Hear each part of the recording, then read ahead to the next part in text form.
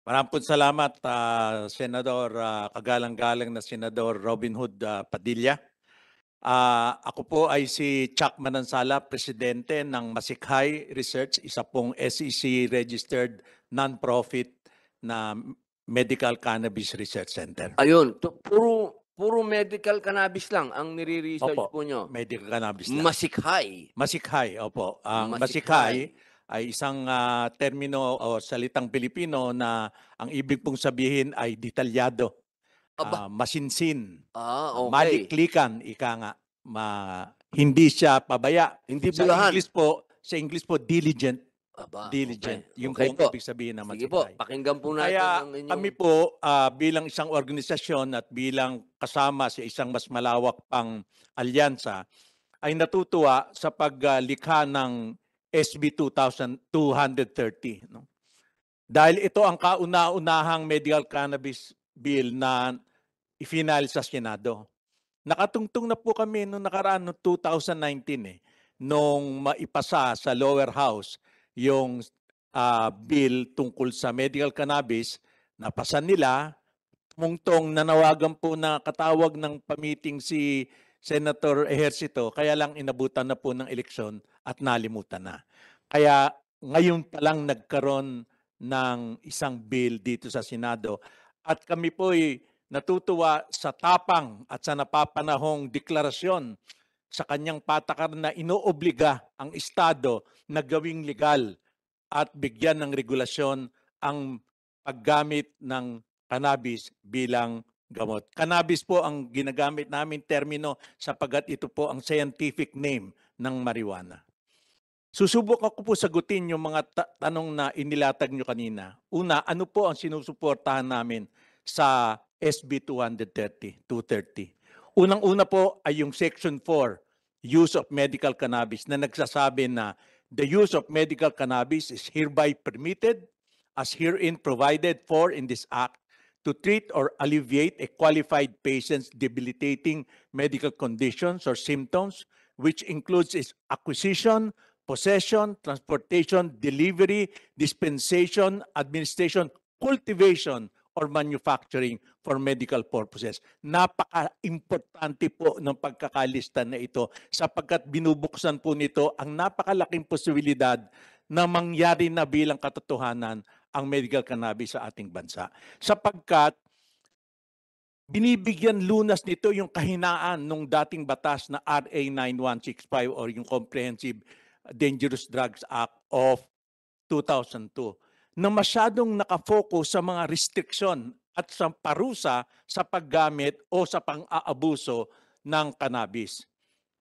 Ang Philippine Drug Enforcement Agency, PDEA, at ang Philippine National Police ay masyadong nakatutok doon sa mga punitive provisions ng RA 9165 na nalimutan na nila na sa Declaration of Policy ng mismong batas ay sinasaad ito. The government shall however aim to achieve a balance in the National Drug Control Program so that people with legitimate medical needs are not prevented from being treated with adequate amounts of appropriate medications, which include the use of dangerous drugs. Siyempre, ang cannabis po ay kasama sa dangerous drug. Doon po sa Section 4 ng SB 230, nililinaw po ng malinaw na malinaw kung ano ang pwede at hindi pwede tungkol sa medical cannabis. Pangalawa, natutuwa po kami na sa SB 230, ba't ba ako 2000 lagi? SB 230 ay bumase siya sa siyensya at nirecognize niya yung medicinal value ng cannabidiol or CBD at ng tetrahydrocannabinol THC. Kasi po yung tamang may tama, lagi na de-demonize. Napaka-importante po nun. Kaya lang siguro si Doc Jem mamaya ang makapagpapaliwanag ng mas maigi tungkol sa medicinal value ng CBD, THC at iba pang mga cannabinoids. Ina-uphold din po namin, tinataguyod namin yung Section 1021 ng SB 230 dahil kinilala niya sino ang exempted doon sa civil and criminal liability. Tapos, napaka-importante nung Section 24 Research and Development at Section 25, Training of Medical Cannabis Physicians and Pharmacists. Kapag ito po ay ating naipatupad at napondohan, napakalaki na magiging pag-unlad ng industriya ng medical cannabis sa Pilipinas sapagkat mabubuksan na ang landas para tayo ay makapag-research. Ngayon hindi po pwede. Although meron na naman, mamaya pasukin ko yon. Kaya lang dahil hindi malinaw kung pwede ba talaga o hindi, hindi maggawa-gawa yung mga research. Merong ginawang research, hiningi namin ang resulta, ayaw ibigay sa amin ng PIDEA. Kaya siguro magpipetisyon pa ulit kami para malaman yon. Ngayon, ano naman po sana yung nasana na isama sa SB 230, no? Sana meron pong naipaasok na isang probisyon na naglilipat ng classification ng cannabis mula Schedule 1 papuntang Schedule 4 sa Philippine Schedule. Yung pong final ng kahapon sa DDB, pagpapaalala lang at paghingi o pagdemand sa DDB, sundin ninyo yung inyong obligasyon na kayo mismo nagsabi. Sana sa batas, dagdagan pa natin. Imbis na Section 2 ilipat natin sa Section 4. Ano pa ang pagkakaiba? Sa Philippine Schedule 1, ang description ito po. Substances that have no currently accepted medical use in treatment in the Philippines, has lack of accepted safety for use of the drug under medical supervision. Kung ililipat po natin to sa Schedule 4 ng Philippine Schedules, ito ang ibig sabihin nun. Substances that have a currently accepted medical use in treatment in the Philippines has a low potential for abuse, less than drugs in Schedule 3 that may lead to limited physical dependence or psychological dependence. Kaya po naming makipagharapan sa batayan ng siyensya na kaya namin panindigan at dapat nating panindigan na ito ang tamang scheduling dito sa Pilipinas. Sana nandito ang DDB para sana medyo ma-address natin sa kanila na meron silang mental inertia sa bagay na ito at hindi pa sila sumusunod doon sa mismong sinunpan nilang susundin nila. Ito naman po ang aming mga concern at reservation tungkol sa SB 230. Sa pag-evaluate po ng iba pang mga provision ng SB 230, tinatanong namin kung ito bang provision na ito ay makakatulong para ang resulta ay affordable, safe, and available na medical cannabis products. Lagi po yun, ASA, affordable, safe, and available.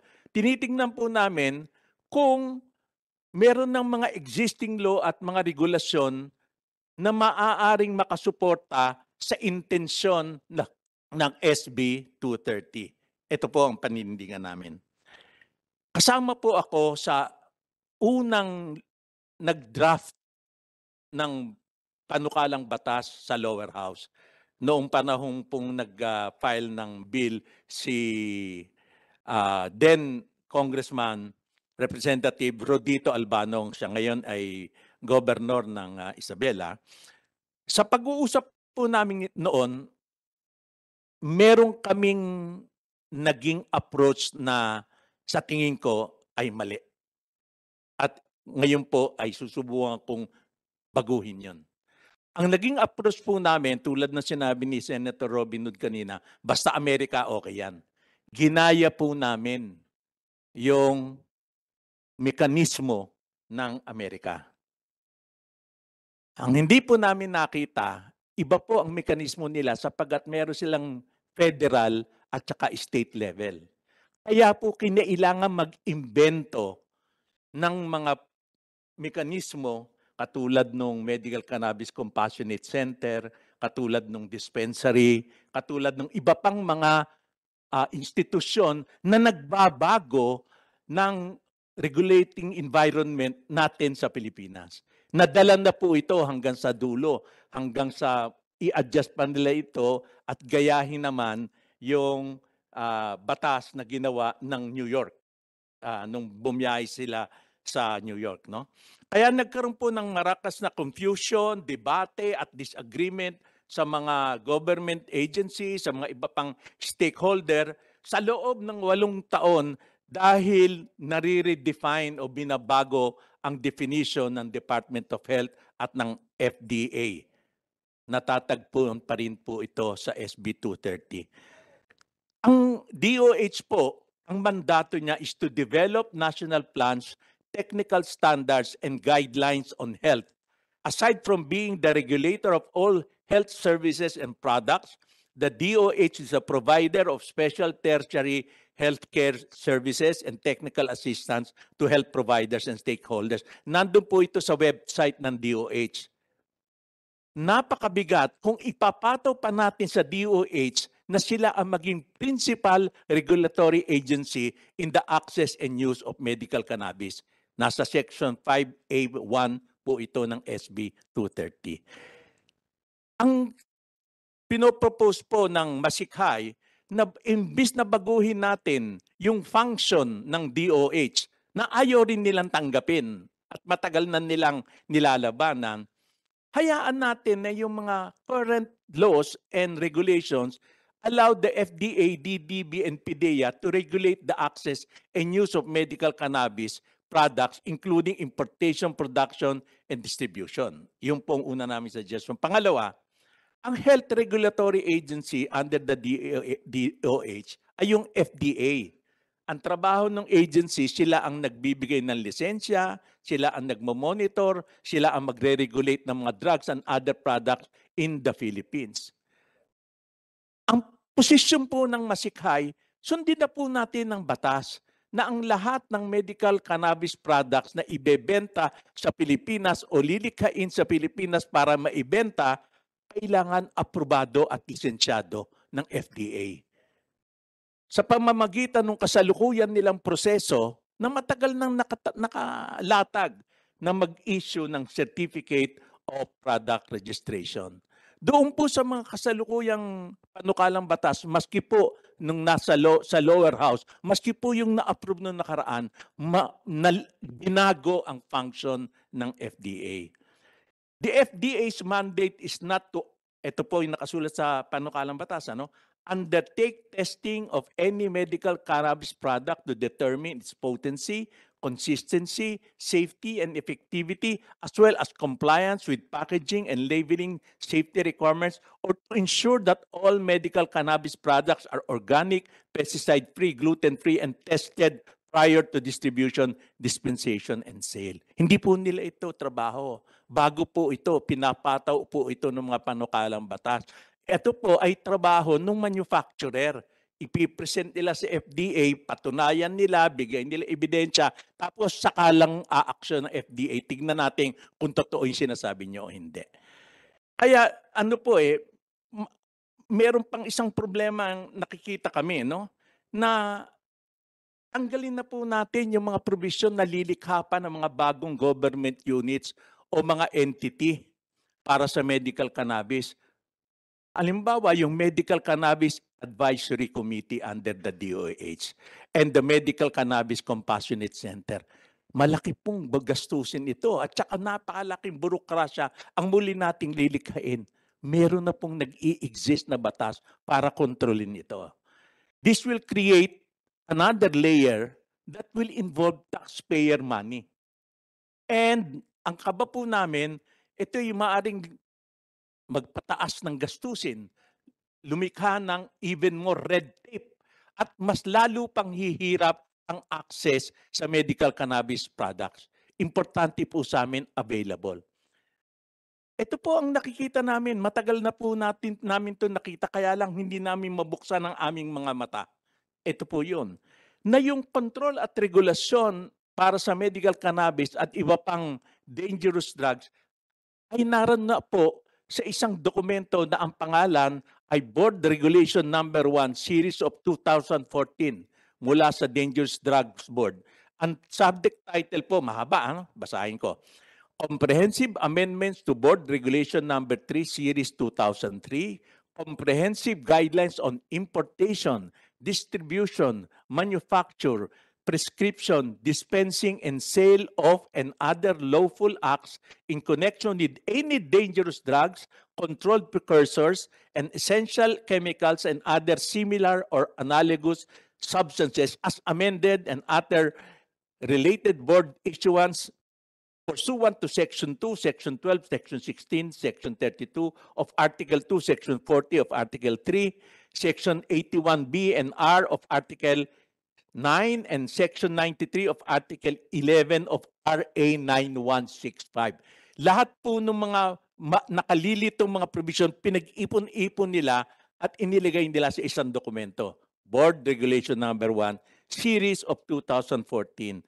Ang aming pong board, sabihin mo kay Senator Robin Hood Padilla na tignan ang existing DDB regulations para mag-control sa mga drugs na katulad po ng morphine na mas malupit pa kaysa sa cannabis. At tignan natin, ang aming pong chairman ay si Dr. Jaime Galvestan, dating Secretary of Health. At ang bilin po niya sa akin, Chuck, pasimplihin mo ang laban. Sundin lang natin yung ruta na ginagamit para kontrolin ang morphine. Ito po yun. Ang morphine po at ang cannabis ay pwedeng ibenta ng isang retailer na merong S1 license. Yun lang ang kailangan, S1 license. Pinescribe ng mga physician na merong S2 license na ang gagamitin ay yung tinatawag na yellow prescription pad na ini-issue ng DOH. I-distribute ito ng isang retailer na merong S3 license o isang wholesaler, katulad ng limbawa ng Mercury, na merong S4 license, ini-import ng isang enterprise na merong S5I license o kaya minamanufacture ng isang kumpanya rito sa Pilipinas na may S5C license.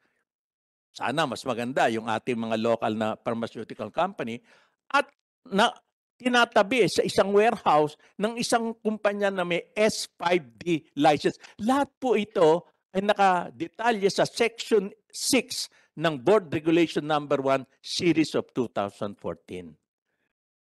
Yun po yung control mechanism na tingin namin makapagsisimple at makapagpapababa sa cost at maaaring lumikha ng pakikipagkaisa sa mga dating kumukontra. Yung penalty po ay mas malupit pa sa pinakamatinding side effect ng substance.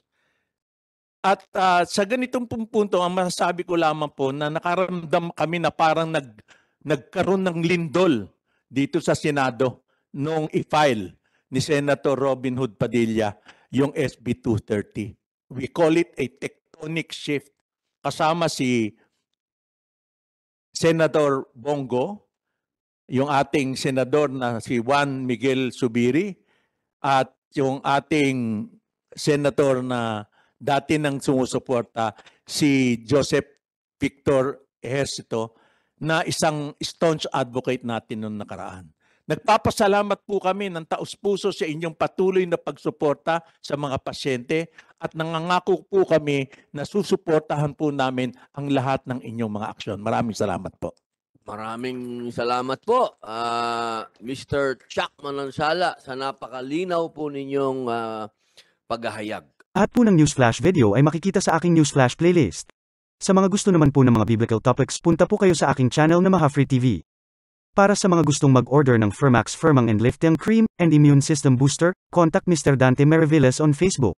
Cell phone number 0908-6553757.